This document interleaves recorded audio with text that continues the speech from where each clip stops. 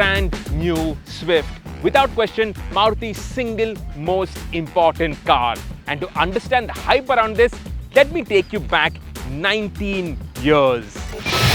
This picture was taken at the media introduction of the very first generation Swift. This was my first event as assistant editor at Overdrive, and maybe that's why mom saved this framed picture.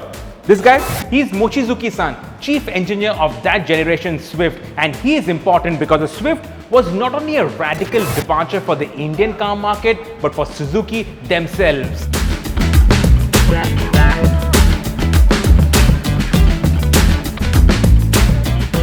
Let us look at the market scenario then. The best-selling car was the Alto. The best Maruti, well, according to me, was still the Esteem. They had stopped making the Zen and would very soon ruin all the brilliance of the badge by sticking it onto the facelifted WagonR. Then, as now, I never really liked the WagonR. In fact, I hated Maruti Suzuki for slapping the Zen badge onto the Estilo. I hated the WagonR for enabling that, but that wasn't really the WagonR's fault, was it? In fact, the WagonR is really more important to Maruti Suzuki than the Swift itself. Last year, 2024, the Swift sold 1,95,000 units. In comparison, the WagonR was India's best-selling car and it sold over 2 lakh units. Who are these people buying WagonRs? Anyways, back to the hatchback marketplace in 2005. There was the Maruti 800. The Hyundai Santro, Hyundai Getz, Tata Indica, Maruti WagonR, and of course, the Alto. And what's the one thing common between all those cars? None are what you would call desirable. None have that oomph factor, none have that pizzazz or the sex appeal that the original Zen had back when it was launched. And then came this car, the Swift, which unashamedly took inspiration from the Mini. This was Suzuki taking on the big boys, and this was not a car that was made wholly and solely for India. This was a car made for Europe, and if it sold well in India, well, all the better for Suzuki's bottom line. You got the wheels at each corner stance, a floating roof that everybody painted black, great stance, and great proportions, which was 1,000,000 times better than the WagonR of that time. Ugh. In fact, the only thing that I did not like about the Swift were these wheels. These were downsized to 14-inch wheels with higher profile tires, and they were of a different design to the 15th on the global Swift. And that's why when I bought my Swift, the first thing that I did was slap on big fat tires on 15-inch wheels. It made the Swift look really nice, but immediately the suspension started to rattle because the Swift was not the best built Maruti of that era. Back at Overdrive, our long-term test Swift, within a few months, it started to rattle like crazy. But I had no regrets of buying one. I was a Zen fanboy, and the Swift was a proper step up. It was better than the Zen to drive. In our June 2005 road test, we called the Swift the most important car of the decade. We also called it a ravishing beauty, which is a bit much, but you got to admit, by the standards of the time, this was clearly a looker. Now, even though this was a very important car, India wasn't deemed worthy enough for Suzuki's new engine. That was a 1.5 liter engine. It had variable valve timing, made 100 bhp, it did 0 to 100 in under 10 seconds, and a top speed of 185 kmph. What India got was the Esteem's engine. Thank God it didn't get the Alto's 1.1 liter engine, but it got the Esteem's 1.3 liter G series engine. This was an all aluminum engine. It was light, it was rev happy, and it was retuned for the Swift to get a little better low down grunt. And of course, Suzuki being efficiency obsessed, they tweaked it for better efficiency as well. The Swift made 87 bhp at 6,000 rpm and 113 Newton meters of torque at 4,500 rpm. Remember these figures. We will come back to that later on in this story. The gearbox was not from the Esteem, which was also a very good gearbox, but from the global Swift. It had very tall ratios, especially in our Indian driving conditions. But to shift, this was really good. This was so involving and so enjoyable. And as you used it, as the gearbox bedded in, the gear shift quality really became excellent. In terms of performance, the Swift, it did 100 in under 13 seconds. 12.9 seconds to be precise, which back then we said was an achievement in itself. This was quicker than the S-Team, even though it was heavier than the S-Team. We likened it to having 2 extra people in it compared to the S-Team, but it was quick, and for its time, it was a quick, enjoyable, fast, fun to drive car. Safety was something that Suzuki spoke about at the launch of this Swift. It got 4 stars in the NCAP crash test ratings, but that we said was misleading in the Indian context, because in India we got 2 airbags, whereas the NCAP car that was tested had curtain airbags. Indian cars also got ABS only as an option. There's also this interview with Mochizuki-san, the chief engineer of the Swift. Yogendra is driving the car, Mochizuki-san is sitting on side, and I'm sitting behind. Yogen is going flat out on corners, the tires are squealing. Mochizuki-san admits that the tires may be not up to the mark, but also says that China was even worse. But what's interesting is Yogendra asks about a sedan variant on this, and Mochizuki-san says that as of now, there are no plans yet. Yogen says that doesn't make any sense, but 2 years later came the Dzire on the Swift. There will of course be a sedan, but that's another story. That'll come probably in a year. For now, let's focus on the Swift, and the most important thing. Under this bonnet, this clamshell-like bonnet from the Range Rover, there is a new 3-cylinder engine. Now, there's no hybrid. We got that wrong in our previous stories. It's a naturally aspirated engine, no turbo also. 3 cylinders, like I said, so gone are those beautifully refined 4-cylinder engines. And for us here at Evo, where we celebrate the thrill of driving, the big shocker for us is that the power has gone down from 89 bhp, which wasn't all that much to begin with. It's now down to 80.5 bhp. The torque also is 1 Newton meters down. I don't know how this is going to perform, but Maruti seems almost embarrassed about it, because in their launch presentation, they did not even mention the power. Just imagine the introduction of a brand new engine, and they didn't even talk about the power. They did say that it's got 10% better acceleration, 3% better low down torque. But how does it perform? Let's find out. To drive, the Swift doesn't feel very different to the earlier Swift. In fact, it doesn't feel very different to the other Maruti Suzukis either. This retains the same hard-tech platform which is shared with all the other Maruti Suzukis, and there is a familiarity to it. There is also that lightness to it that we've noticed with other Maruti Suzukis, and in the case of the Swift, that I don't think is a negative. In fact, that lightness has its own charm. In the ease with which you can drive this in the city, this is very easy to drive. This is actually a perfect city car, perfect proportions for the city, takes absolutely no effort out of you, very light steering, though we'll talk about the light steering when we get to a few corners, but otherwise you can place it with accuracy. All the controls are well weighted, the brakes have got good feel, though I have to point out, still no disc brakes at the rear, only drum brakes. You do get ESP, and if you want to have fun, you can switch off the ESP. You do have a manual handbrake also. Should we pull the handbrake? Let's see later on, once we get a little bit more comfortable with the car. But I don't know if the mic is picking up the note of the engine, but this is something that I have to point out. The earlier 4-cylinder engine was butter smooth and absolutely quiet. You could barely hear the engine unless you were revving it. With this 3-cylinder engine, you can hear it. Now, don't get me wrong, I don't mind the noise of this engine because it is a nice note.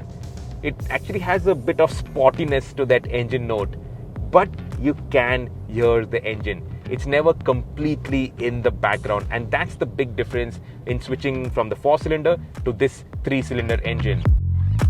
Use the manual mode on this AMD transmission and you can hold it in gear, and that's when you realize that this engine doesn't even rev as much as the earlier engines. Revs to around 5,900 or 6,000 RPM. The earlier engine, it enjoyed being revved, and it revved harder and also faster.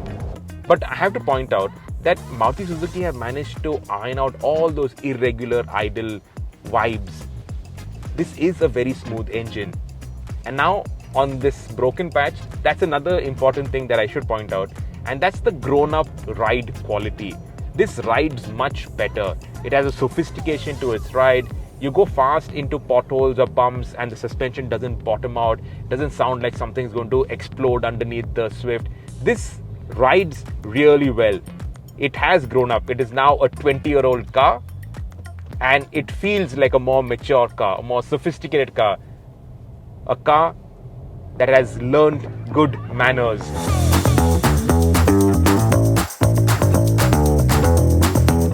I still like it. I think it's very nice. Of course, the interiors are much nicer. You get the 9-inch infotainment screen. You get regular analog dials, not a digital cluster. But at this price, I think that would be asking a bit too much. No sunroof, but you get really nice seats. These front seats are very, very good. Like really very, very good. Rear seat space is okay. Boot space is okay. And overall, this has grown up. This is a really nice car. And now, with this fantastic fuel efficiency, you do not miss the diesel. Maybe still not, because the diesel was freaking incredible. It came in February of 2007 and its main talking point was the rev happy nature. Other diesels were not as quick to rev, were not as enthusiastic. For its time, it had monster turbo lag, but when the turbo spooled up, it also had monster power. Remember, this is all perspective compared to those times. It had 75 bhp and a whopping 190 Newton meters of torque, and it really was quick. The only problem was that it was only available with the VDI variant, not the ZDI variant, and the VDI had those skinny 165 section tires. So every time you floored it, those tires would spin up. In our test, it did 0 to 100 in 13.26 seconds, which was on par with the petrol, but it was hampered by those VD tires. Had it got better tires, it would definitely have gone quicker. And the top speed was around 152 kilometers per hour. This is my road test from March of 2007 in Overdrive, where we have the performance figures. But what was more important than the performance was the fuel efficiency. It delivered around 16 kmpl in the city, 26 kmpl on the highway, and it did not matter how you drove it. It always gave you excellent efficiency. It always sipped diesel, and that was important because back in those days the price gap between petrol and diesel was a massive $13. So in terms of value, this diesel was incredible. A quick word of appreciation to Rap Style by Leeway in Wakad, Pune for use of their detailing center for filming this episode of Gone But Not Forgotten. Also, we'd like to hear from you what you think about our new format of filming Gone But Not Forgotten. Should we do more of these? Let us know in the comments. Our reason for loving the Swift was its handling. In September of 2005, we took the Swift to the racetrack for the first time, the Curry Motor Speedway in Coimbatore, and we had the then National Rally champion, Naren Kumar, as one of our guest testers. And he said, it's got extremely sensitive steering, because of which there is not much understeer. It has a tendency to oversteer because of the sensitivity and quick steering. Flick it and the tail will hang out, and it is quite tail happy when pushed hard. The chassis balance was neutral, grip was very good. Most of the suspension work was done in Europe and it showed. Now, there was nothing innovative about the suspension setup. McPherson struts up front, torsion beam at the rear, but it got wide tracks and it handled very, very well. Even the brakes were fantastic. Leela Krishnan, Naren Kumar's tuner and still the best tuner in India, he said the brakes were superb. A proper driver's car.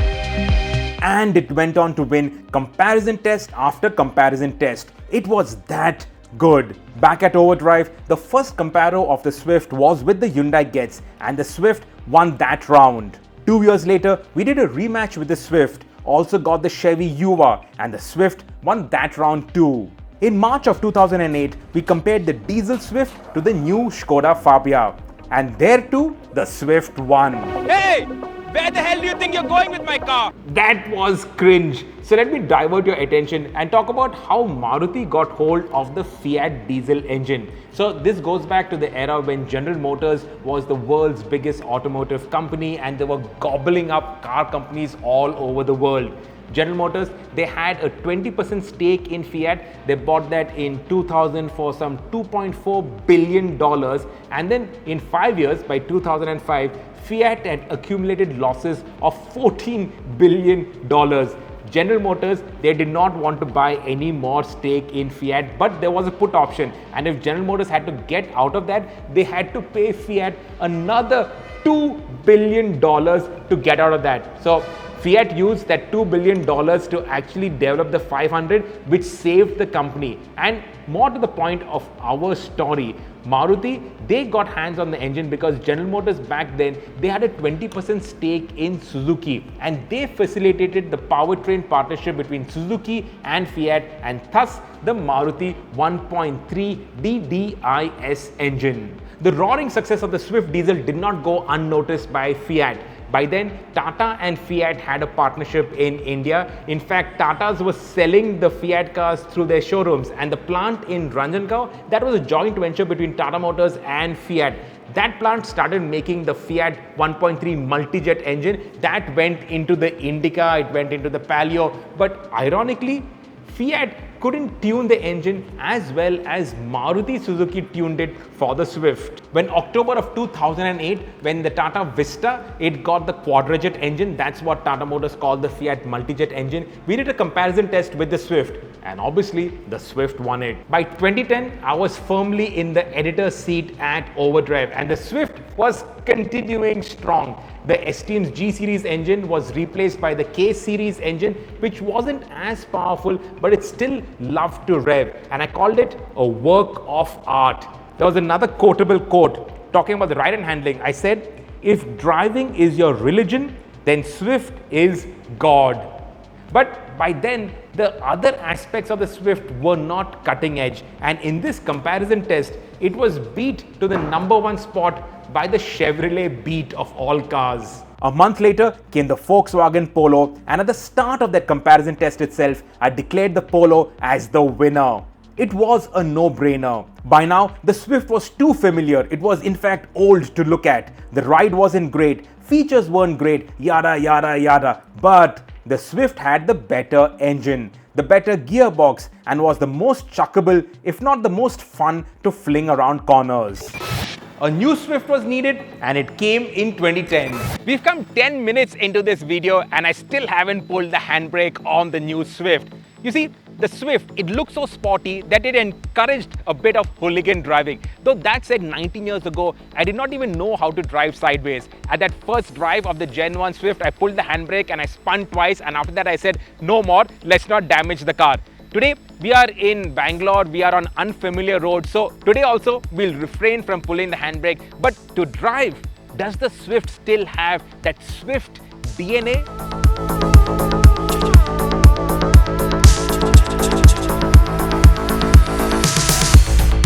Maruti claims that the acceleration times of this new Swift has become better, and also the low-end torque has improved. Now, low-end torque, it definitely has improved, but acceleration, well, to verify those claims, we stuck our V-Box on the Swift, both the manual as well as the AMT. Now, this is the AMT, and obviously in the AMT, you can't launch it hard, you can't spin up the front tire, so you don't get great acceleration times. Yet, 0 to 100, 17.1 seconds, which, even with the best will in the world, is not quick. The manual, on the other hand, yes, you can launch that aggressively, and that has got a very nice, very sweet shifting gearbox. But still, the 0 to 100 time is 14.7 seconds. Now, these are our preliminary tests. We could probably shave a second off that time on our regular testing center. But despite that, if you look at the times of the earlier Swift, the third generation Swift, the just outgoing generation of the Swift, that did 0 to 100 in some 12 seconds. The very first generation Swift did it in 12.9 seconds, and that was 19 years ago.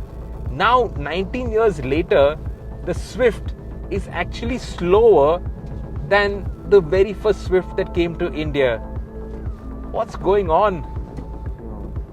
The Swift is now only mildly swift, and of course the convenience of an automatic transmission at this price point, plus this AMD transmission actually delivers better fuel economy, and that's the other point with this engine. the fuel economy. With the manual, you get 24 point something, and with the automatic, with the AGS, you get nearly 25 kmpl, which is terrific fuel economy.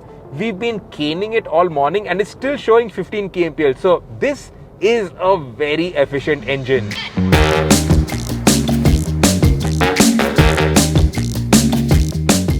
Our big worry with the second generation Swift was that Maruti, in their quest for efficiency, would tone down the handling and the fun to drive characteristics of the Swift. But that did not happen. Now in Europe, when the Swift was launched, it got our Indian engine. It got the 1.2 litre K series engine, but it got variable valve timing on both intake as well as exhaust. But it was our Indian K series engine. In India, the power almost remained the same. The styling, it was evolutionary, as you can see. But to my eye, this is the nicest looking of all the three generations of the Swift. Really proportionate, nice swoopy headlamps. I think it looks really nicely. The track widths increased, the wheelbase increased by 50 mm. It also became lighter, 20 kilos lighter, and that gave it a slight edge in performance. But credit where credit's due. This was still fun to drive. This still put a big wide smile on your face. It had the Swift's driving DNA, that fun to drive DNA that was very much present. In fact, the Swift went on to win the Indian Car of the Year in 2012. Just like the Gen 1 Swift won the ICOTY in 2006. In the back row, there's Aspi, Adil, Bijoy, Murad, Gautam and Srini.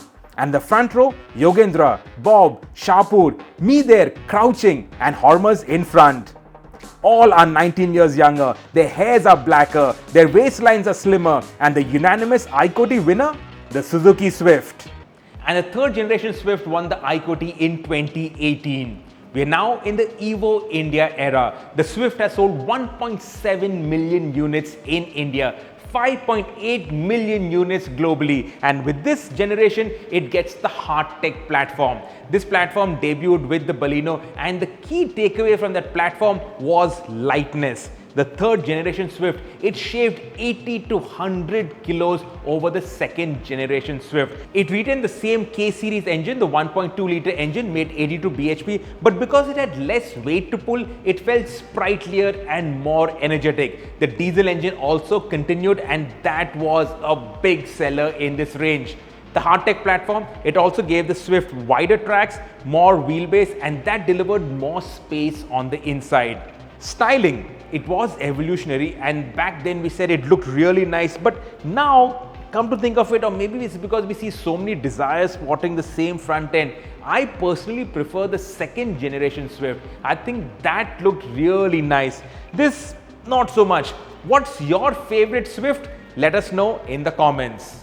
With this generation of Swift, the AMT transmission was further refined, so the head toss was reduced, but you can never eliminate head toss in an AMT transmission, and that removes that last bit of zing from an engine. So if you desperately needed an automatic and the Swift never got a proper automatic, it was only the AMT, well, that was all you could get. But you got it with the diesel also, so that was great for fuel efficiency. But forget all of that. What we are more interested in is the driving dynamics, the handling. And did this third generation Swift set a new handling benchmark?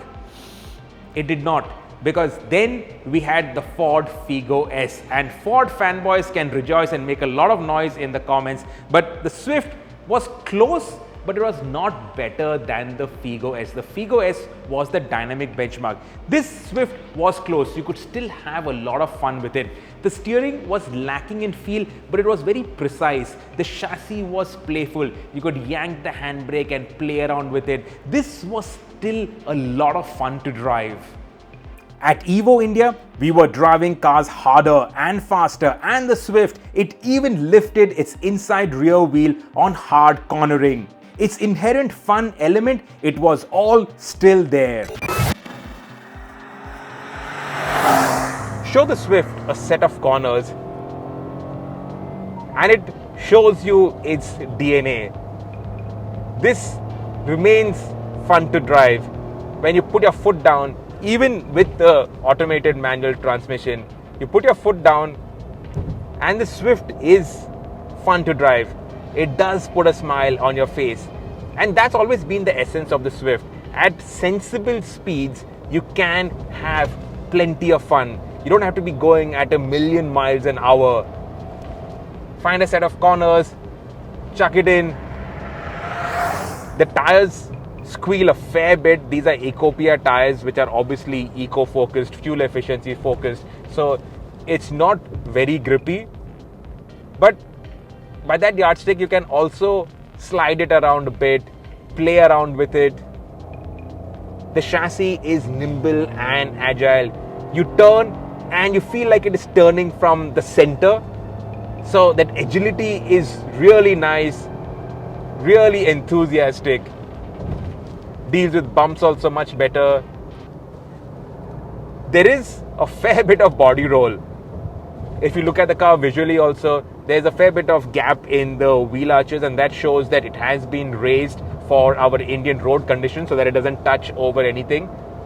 That means you get a fair bit of body roll, but overall, I really like the way the Swift drives.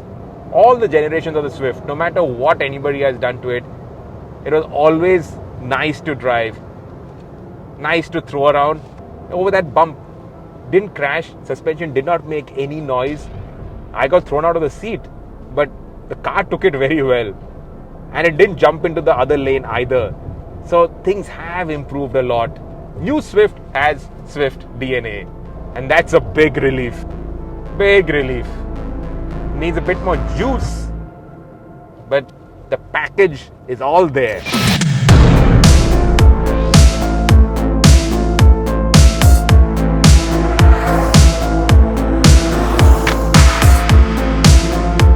For 19 years, and with every generation of the Swift, we were hoping for a go faster Swift, a Swift Sport, a Swift RS maybe, but nothing came. And I'm not holding my breath for a faster Swift anymore. But they now have the Boosterjet engine, and it is made in India. Okay, it will be more expensive than the naturally aspirated engine, but because it's made in India, it won't be that much more expensive. And the Boosterjet, it has got more power, it has got more torque, that has got more enthusiasm, that does justice to that Swift badge, that does justice to the Swift's fun to drive DNA. For years, we've been hoping for a Swift Sport, a Swift RS, some sporty Swift of some kind. It can happen now. Maruti, please give us a more enthusiastic, a faster and more fun to drive Swift. There are buyers for it. There are cars like the Ultros Racer coming. So there is enthusiasm for faster cars, and the Swift deserves a more enthusiastic engine. Do you agree?